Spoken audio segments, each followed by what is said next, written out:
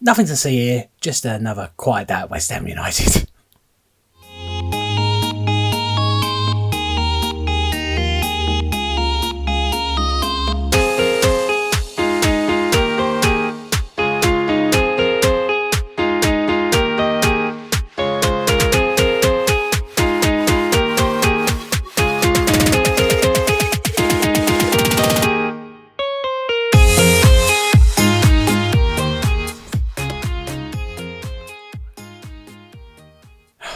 Started off okay, didn't it?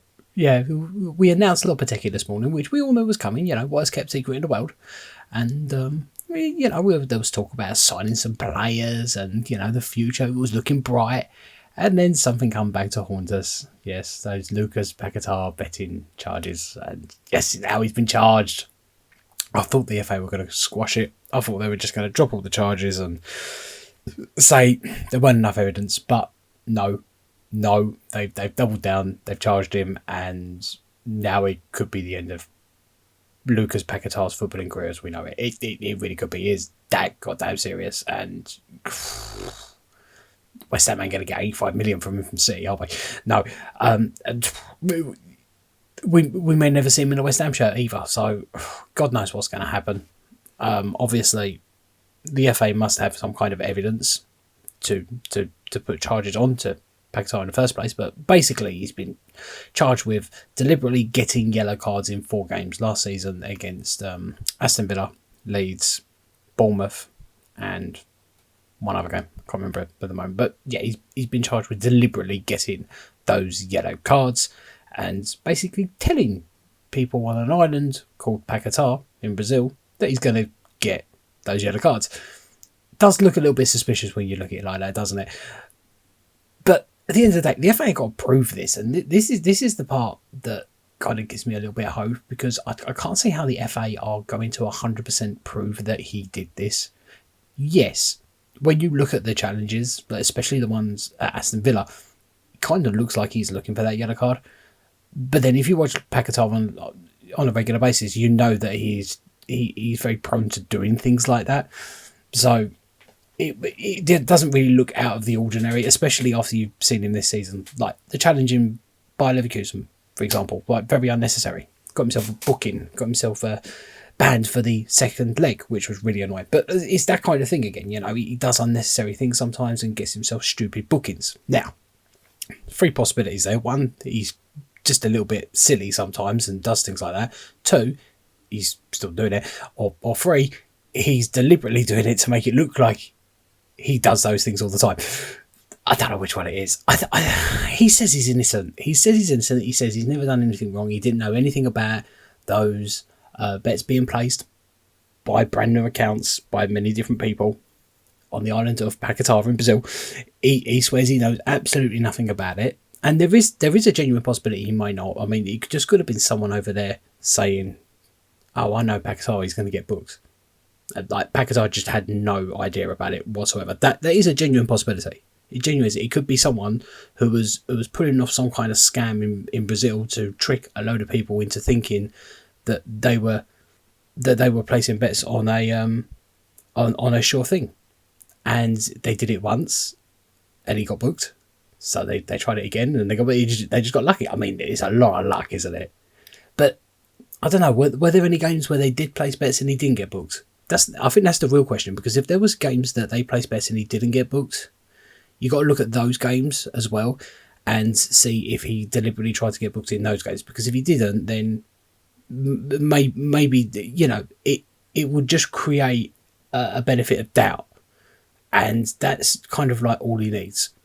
So he's got to give his response by the 3rd of June. And he's got to basically say, I'm guilty or I'm not guilty. If he pleads guilty, then the FA charge him. They'll tell him what he's banned for, which is likely to be very significant. You could be looking at a lifetime ban. It could be like 2 years, 5 years, 10 years. There was a player who did exactly this and did it once and got banned for 10 years. So it's very likely that he could get a very, very large ban if found guilty. But he could plead not guilty and it'll go to a commission, I believe, and a 3-man commission. They'll hear his case, they'll see the evidence, and then they'll make a decision. Now, if the evidence that the FA have is concrete, then Lucas Paqueta may think, well, I'm not going to get away with this. I'll plead guilty. But they might find out that the evidence that the FA have is inconclusive, and there's enough for an element of doubt there, and they may feel like they got a chance. So he'll plead not guilty and take his chances with the commission, which he'd probably do anyway, because, you know, he's looking at a very lengthy ban as it is. So if he pleads not guilty and gets found guilty later on, I don't think it's going to be massively worse. It probably will be worse, but not massively worse. So he'll probably take his chances with that and hope that the evidence that the FA has is not conclusive enough to be able to charge him. And that is the real question. I mean, there is other questions like, why did it take so long? Why did it take 9 months to get to get to this? Because it's very suspicious that these allegations came to light about 2 days after he was linked with Man City, and now he's being charged like 2 weeks before the transfer window opens. It just looks very suspicious, doesn't it? I mean, either someone at the FA is a West Ham fan, or it is just coincidence. I don't know. Honestly, I don't know. But yeah, it does look a little bit suspicious. I'm not going to lie. But no, why did it take so long? Why did it take them so long? If they had this evidence, if they knew it, were they just waiting for the end of the season? Doesn't make a lot of sense why they would just wait till the end of the season. It doesn't. But do you know what? Lucas Paqueta's performances of late have not been brilliant. So did he know this was coming? Did he suspect this was coming? And it has been playing on his mind, which has impacted his performances on the pitch. I mean, that is a question to ask as well, because it might have done. But yeah, no, this is mad. It's not good for West Ham either, because obviously, look, we're not going to get 85 million from Man City for him. There is a chance that they go to this commission and he gets found not guilty, and that's all sorted before the transfer window ends, and then Man City may come in for him then, and we may get our 85 million, or it may take a little bit longer and it goes on until after the transfer window, and then he's available to play and we have him for next season.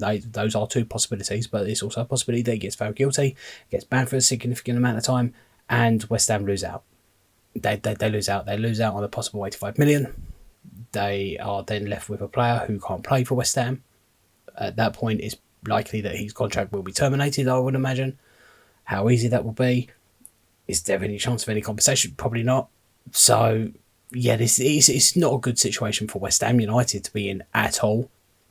And, yeah, their hope is that he didn't do it, and he will eventually be found innocent as he claims. I mean, he said that he's really disappointed to be charged. He's going to fight till his last breath to prove his innocence. So he's saying that. Whether or not that is true or not, I don't know. I mean, I always believe in innocent until proven guilty, but you know, some of the evidence that he's faced with does look very incriminating. But you know, if he says he's innocent, fair enough.